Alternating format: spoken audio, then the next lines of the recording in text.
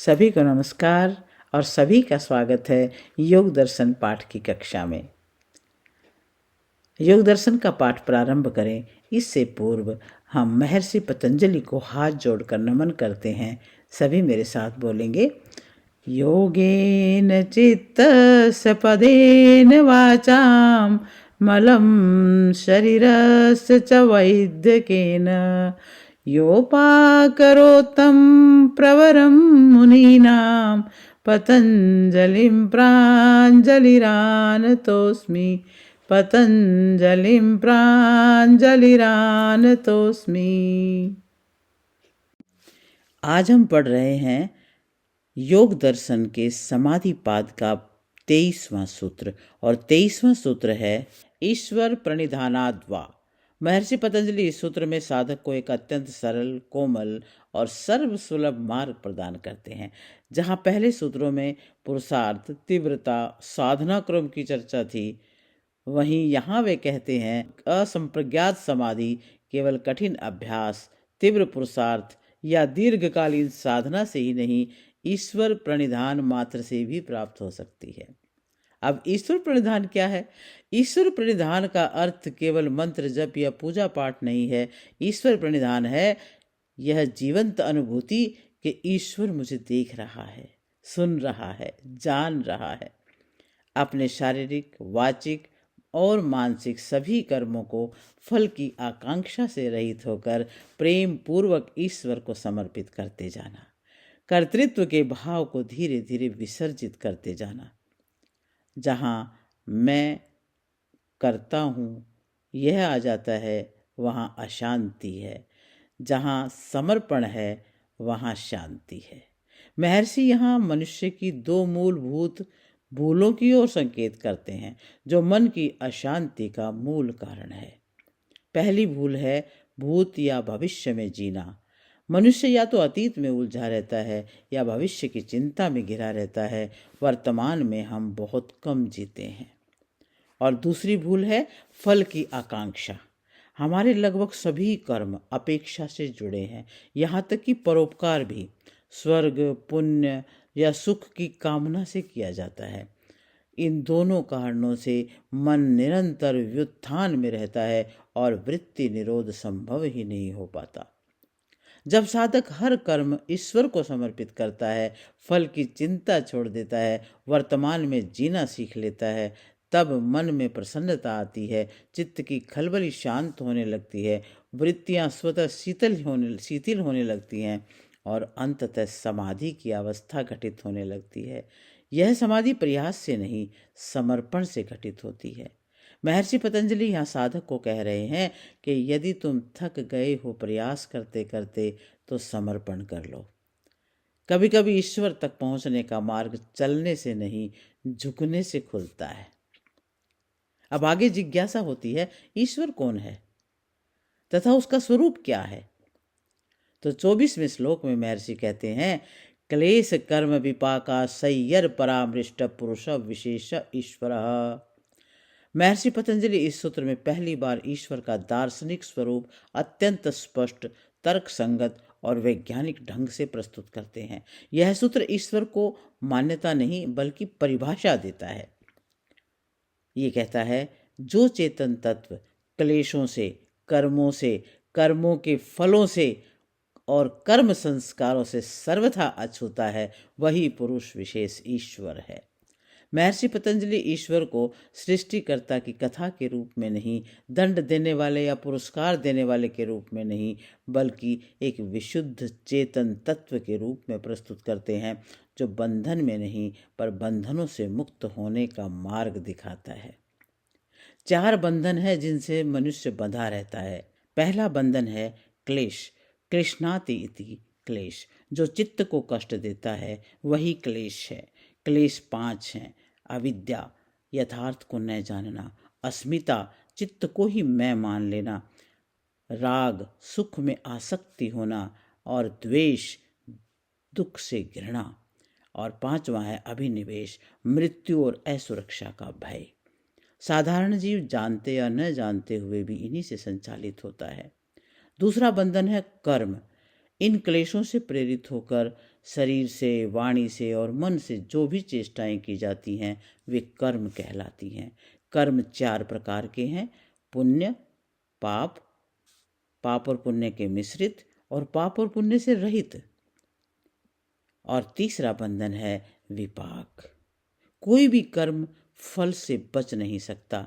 कर्मों का फल विपाक कहलाता है। ये सुखात्मक भी है और दुखात्मक भी है। चौथा बंधन है आशय। कर्म केवल समाप्त नहीं हो जाते, वे चित्त में संस्कार रूप में बीज की तरह संग्रहित रहते हैं और इन्हीं को योग शास्त्र में आशय कहा गया है। अनुकूल परिस्थिति मिलने पर यही संस्कार सुख दुख बनकर उभर आते हैं। महर्षि पतंजलि कहते हैं, ईश्वर वह पुरुष विशेष है जो अविद्या से उत्पन्न नहीं, जिसने कभी कर्म नहीं किया, जिसे कर्म फल नहीं भोगना पड़ता और जिसके भीतर कोई संस्कार बीज नहीं है। इसलिए वो बंधन में नहीं, बंधन काटने में समर्थ है। अब इसे पुरुष विशेष क्यों कहा? क्योंकि साधारण पुरुष जीवात्मा क्लेश, कर्म, विपाक, आशय से बंधा हुआ है और ईश्वर इन सब से अछूता है। इसलिए ईश्वर अलग है, पर बाहर नहीं, चेतना के उच्चतम शिखर पर स्थित है।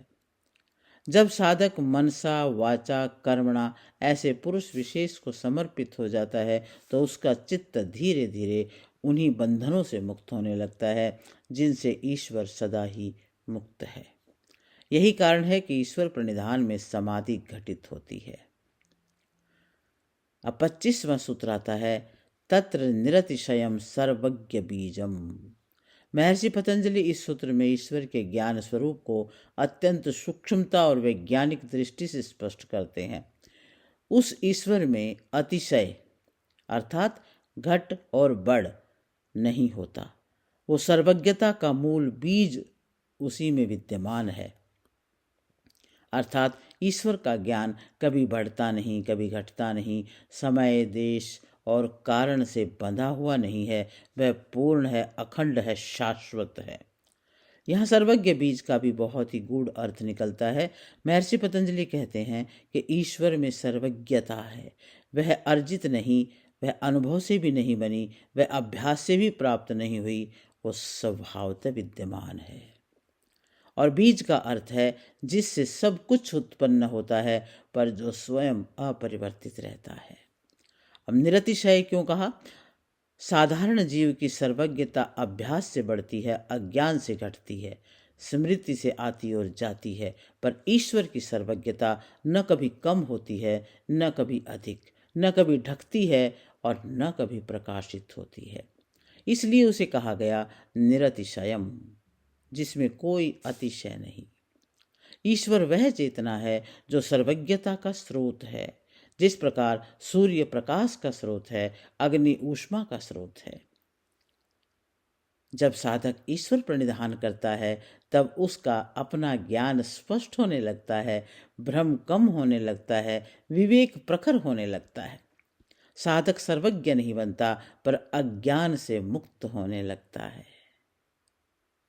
अब आगे 26वां सूत्र आता है जिसमें महर्षि पतंजलि कहते हैं, स पूर्वेशाम अपि गुरु काले नानवच्छेदात। महर्षि पतंजलि इस सूत्र में ईश्वर को कालातीत गुरु के रूप में स्थापित करते हैं। यह सूत्र ईश्वर प्रणिधान के मार्ग को पूर्ण आश्वासन प्रदान करता है।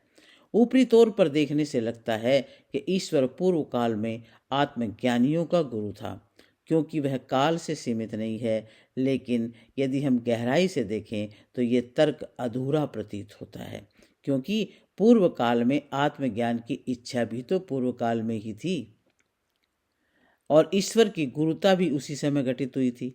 तो फिर कालातीत की बात क्यों? महर्षि पतंजलि का वास्तविक कथन ये है कि ईश्वर केवल अतीत का गुरु नहीं, वह केवल इतिहास का पात्र नहीं, बल्कि आज भी उतना ही जीवित गुरु है जितना वो प्राचीन काल में था। और यदि आज कोई साधक उसे गुरु बनाना चाहे तो वह आज भी उसी क्षण गुरु बन जाता है। कालेन अवच्छेदात का भी अर्थ यहाँ पर क्या है कि ईश्वर किसी युग में बंद नहीं है, किसी कालखंड में सीमित नहीं है, किसी परंपरा में कैद नहीं है। वह न आदि से बंधा है, न अंत से, न इतिहास से और न भविष्य से। इसलिए उसकी गुरुता सर्वकालिक है। अब ईश्वर गुरु कब बनता है? ईश्वर सबका गुरु स्वतः नहीं बनता, वह गुरु बनता है जब कोई उसे गुरु बनाना चाहता है। जिस क्षण साधक ईश्वर प्रणिधान करता है, समर्पण की नौका में बैठता है, समाधि को लक्ष्य बनाता है, उसी क्षण ईश्वर उसका मार्गदर्शक बन जाता है। जो आत्मज्ञान के इच्छुक थे, जिन्होंने ईश्वर प्रणिधान को स्वीकार किया और जिन्होंने समर्पण के मार्ग को चुना, वही पूर्व काल के आत्मज्ञानी थे। जो आज भी वही मार्ग चुनेंगे, जो ईश्वर प्रणिधान की नौका में बैठेंगे, जो समाधि को जीवन का लक्ष्य बनाएंगे, ईश्वर उनके लिए भी उतना ही उपलब्ध है। गुरु बाहर हो या न हो, पर अंतरतम गुरु सदा उपलब्ध है।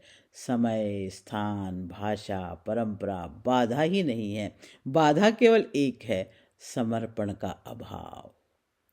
ईश्वर कालातीत गुरु है, उसकी गुरुता सर्वकालिक है। वह भूत, भविष्य, वर्तमान तीनों में मार्गदर्शक है और गुरु बनने की शर्त केवल एक है, ईश्वर प्रणिधान। योग का मार्ग इतिहास नहीं है, वर्तमान अनुभव है। यहाँ महर्षि पतंजलि साधक से कह रहे हैं, जिसे तुम खोज रहे हो गुरु के रूप में, वह समय में खोया नहीं है। यदि तुम चाहो तो अभी इसी क्षण ईश्वर तुम्हारा मार्गदर्शक बन सकता है। बस नौका तैयार रखो और दिशा समाधि की ओर रखो। और अब अगला सूत्र आता है, तस्य वाचकः प्रणवः। उस ईश्वर नामक चेतन तत्व विशेष के अस्तित्व का बोध कराने वाला ध्वन्यात्मक संकेत प्रणव है, ओम है। प्रणव ध्वनि अक्षर नहीं। यह सूत्र का सबसे महत्वपूर्ण सूक्ष्म बिंदु है। महर्षि पतंजलि स्पष्ट संकेत देते हैं कि ईश्वर का वाचक अक्षरात्मक नहीं है। कई बार हम सुनते हैं कि ओम का उच्चारण 3 अक्षरों से है, ओ, उ, म। नहीं, बल्कि ये ध्वन्यात्मक है, ओम। अर्थात लिखे हुए अक्षर नहीं, उच्चारित ध्वनि नहीं, बल्कि अनुस्यूत, प्रवाहित और निरंतर ध्वनि है। ध्वन्यात्मक प्रणव न आरंभ से बंधा है, न अंत में, न खंडित है, न सीमित है। ये अखंड नाद है। जिस प्रकार ईश्वर काल से परे है, ईश्वर सीमाओं से परे है, उसी प्रकार प्रणव की ध्वनि भी आरंभ अंत से परे है। वेद और शास्त्रों में हिरण्यगर्भ, पूषण, प्रजापति, ईश आदि अनेक नाम मिलते हैं, पर ये सभी गुणवाचक हैं, रूपकात्मक हैं और संकल्पनात्मक हैं, जबकि प्रणव निराकार है, निर्विशेष है और सीधे चेतना की ओर संकेत करता है। इसलिए प्रणव ही ईश्वर का सार्वभौमिक वाचक है। प्रणव का जप और उसके अर्थ का भावनात्मक चिंतन चित्त को एकाग्र करता है, क्लेशों को क्षीण करता है और समाधि की ओर ले जाता है। इसीलिए यहाँ ये स्पष्ट किया जा रहा है, जप ध्वनि का होगा, शब्दों का नहीं। ओम केवल लिखकर या देखकर न समझें, उसे सुनें, महसूस करें, उसमें उतरें। जप में ध्वनि को धीरे धीरे सूक्ष्म होने दें। अब ध्वनि से नाद बनता है और नाद से मौन, और मौन से चेतना का बोध होता है। महर्षि पतंजलि साधक को संकेत देते हैं कि ईश्वर तक पहुंचने के लिए शब्दों को नहीं, ध्वनि को पकड़ो, और जहाँ ध्वनि विलीन होती है वहीं चेतना प्रकट होती है। अब अगले सूत्र में स्वामी महर्षि कहते हैं, तज्जपस्तदर्थ भावनम। महर्षि पतंजलि इन 2 सूत्रों में ईश्वर प्रणिधान को प्रत्यक्ष साधना का रूप दे रहे हैं। ईश्वर बोधक प्रणव ओम का पुनः पुनः जप करना चाहिए और साथ साथ उसके अर्थ की भावनात्मक अनुभूति भी करनी चाहिए।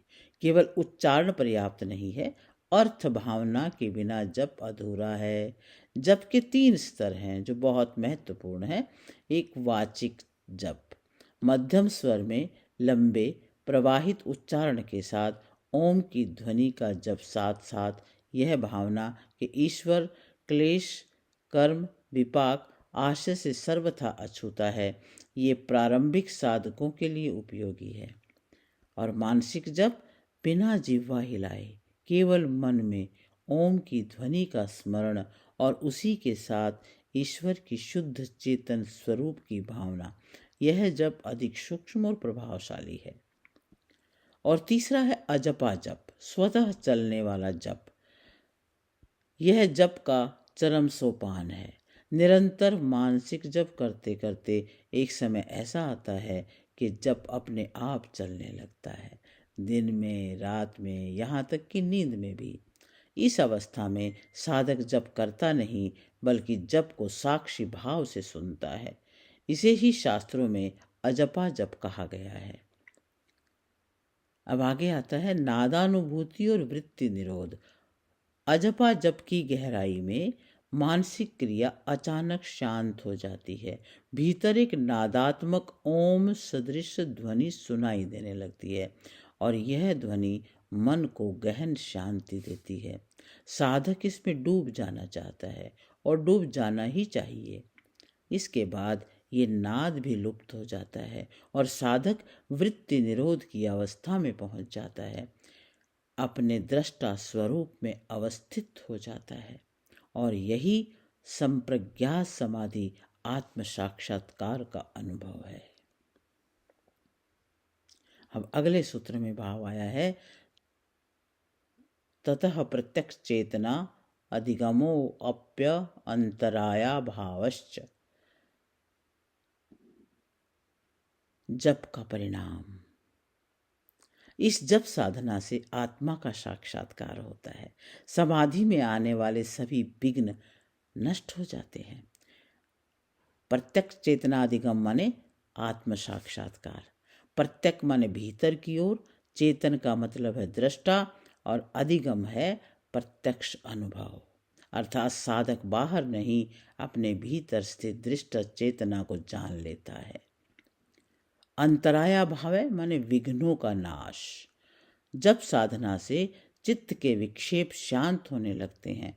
योग सूत्र में बताए गए मुख्य अंतराय विघ्न इस प्रकार हैं: व्याधि, स्त्यान, संशय, प्रमाद, आलस्य, अविरति, भ्रांति दर्शन, अलब्ध भूमिकत्व और अनवस्थित तत्व। ये सभी जप के प्रभाव से धीरे धीरे क्षीण हो जाते हैं। जब साधना और गहरी होती है, दृष्टा चेतना सृष्टि के अणु अणु से अनुभूत होने लगती है और यही अवस्था परमात्म साक्षात्कार, पर ब्रह्म साक्षात्कार और असंप्रज्ञात समाधि कहलाती है। और इसी को कबीर साहब ने कहा, साहेब मिले साहब भय। और उपनिषद में कहा, भिद्यन्ते हृदय ग्रंथयः। महर्षि पतंजलि यहाँ साधक से कह रहे हैं, यदि तुम ईश्वर तक पहुँचना चाहते हो तो शब्दों में मत उलझो, ध्वनि में डूब जाओ। और यहाँ ध्वनि लुप्त होती है, वहीं दृष्टा प्रकट होता है। आज के लिए इतना ही, और कल से हम अगले सूत्र में चलेंगे, जहाँ जो मार्ग में जो बाधाएं हैं उनका विस्तार से वर्णन किया गया है। सभी को नमस्कार और सभी का बहुत बहुत धन्यवाद।